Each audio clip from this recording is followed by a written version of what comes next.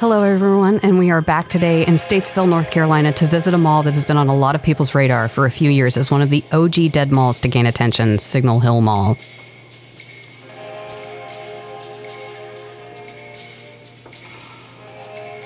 I became aware of this mall, as many of you also did, when Dan Bell did a video on it in 2016, and unfortunately, it's a good bit worse than it was back then, especially with the condition of the ceilings.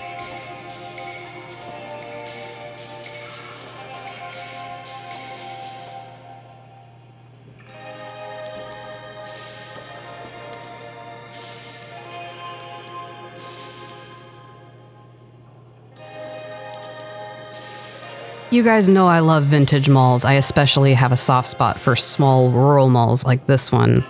This place has a very specific 1970s aesthetic that just makes you think you're going to see blue-haired ladies in sporty pantsuits picking up their dry cleaning and a lipstick from Merle Norman.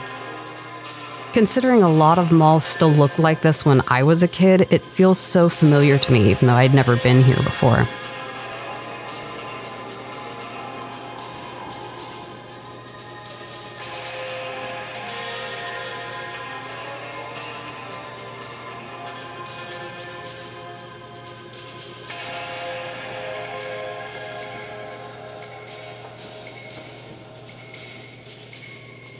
The record store you can see off in the shadows here was last called Armada Music, but it appears to have been a record store under the name Blockbuster Music, a failed experiment of the video rental chain.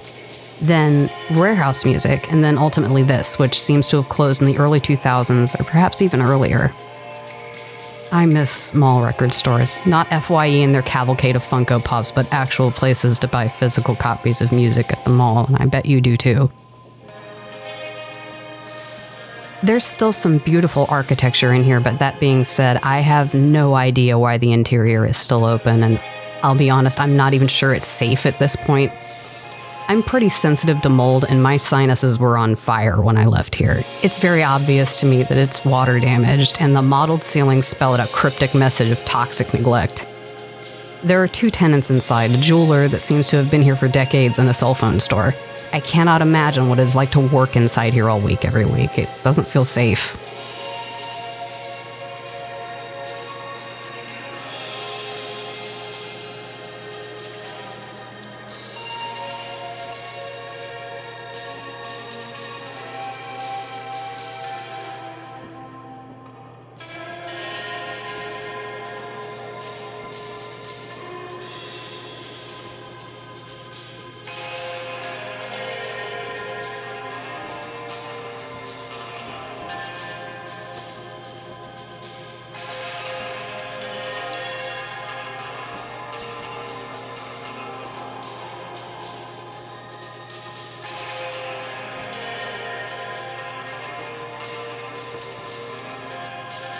This is a pretty small mall. As I mentioned, it's only about 350,000 square feet with about 31 inline spaces and 3 senior anchors, only one of which is occupied and it no longer opens into the mall, Belk.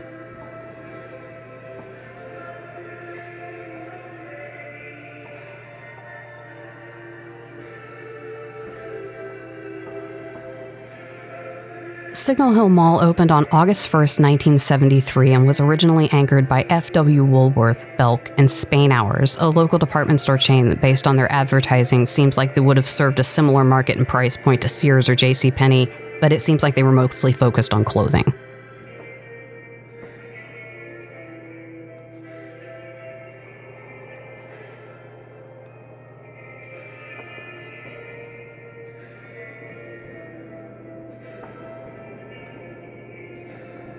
Also in the opening circular from 1973 is a photo of a woman who owned a children's clothing store called Small World, holding a super hot item at the time, an enormous Snoopy doll.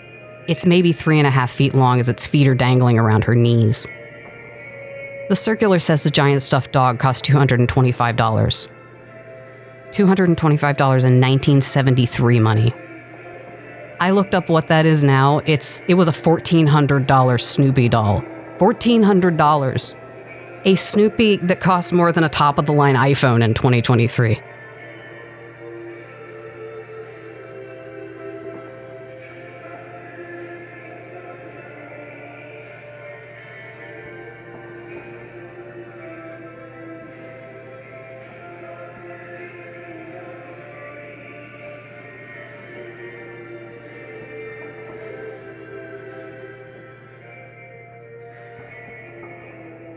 Statesville's newspaper ran special advertising sections for the mall pretty regularly, just touting what new merchandise and stores had arrived, what events would be happening at the mall, the sort of thing you'd expect.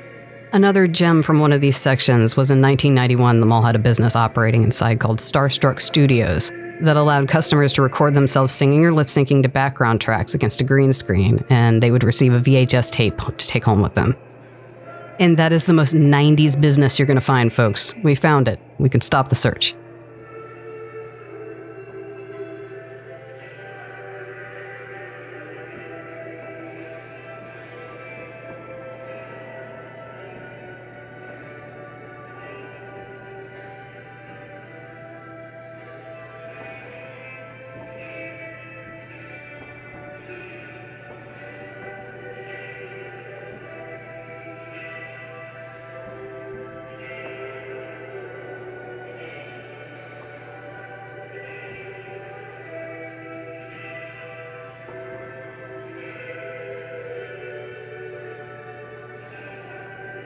Of the three original anchors, only Belk remains. The F.W. Woolworth closed in February 1993 to be replaced with Hills for barely over a year between 1995 and 1996. After Hills, that space was occupied by Sears from 1997 to 2012, and it's remained vacant since.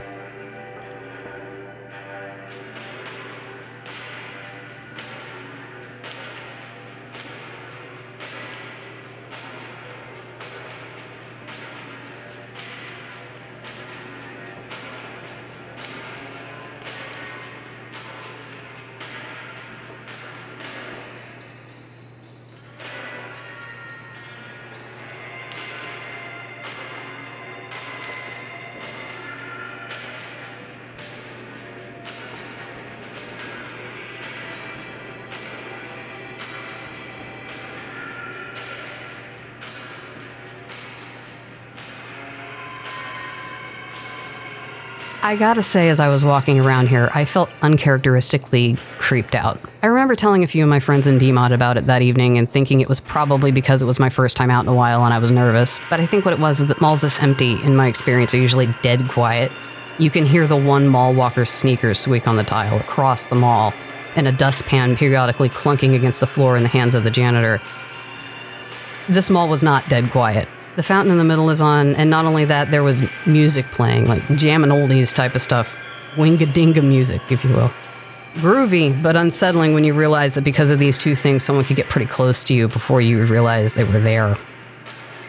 And by the way, if you too would like a place to make friends you can unpack and discuss your various mall adventures with, join the official Dead Malls Discord in the link in our description. We'd love to have you.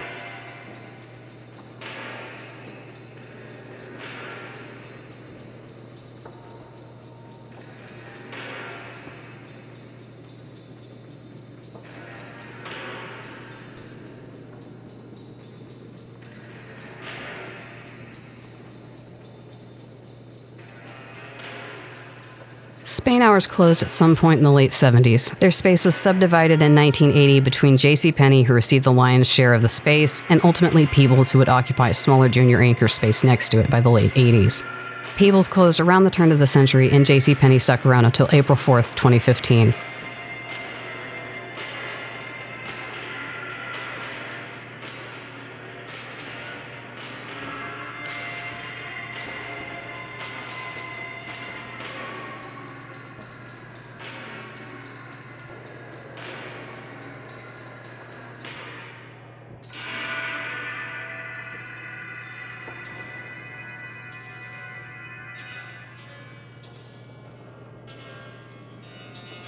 This is one of only two examples I have of a mall developed by local owners that has retained the same ownership throughout its entire life. This mall is and has been owned since 1971 by a local real estate firm called C&J Associates, headed by Robert Collier and Avery Jones. Their dynasty may be drawing to a close. While it hasn't sold yet, they did put it on the market in July 2022. They had a good run. Perhaps they've decided to retire.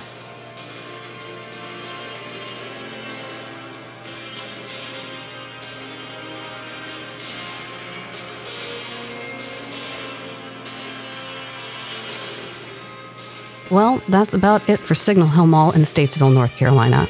I have quite a few malls left that I shot during this trip in January on my way to and from Savannah, and I hope to have more out for you quite soon. I got to see some interesting stuff, and soon you will too. As always, thank you for watching. If you stuck around to the end, subscribe already, and then go get yourself a little treat for being awesome. You deserve it. Until next time, I'm your cruise director, Kristen, and this is UniComm Productions.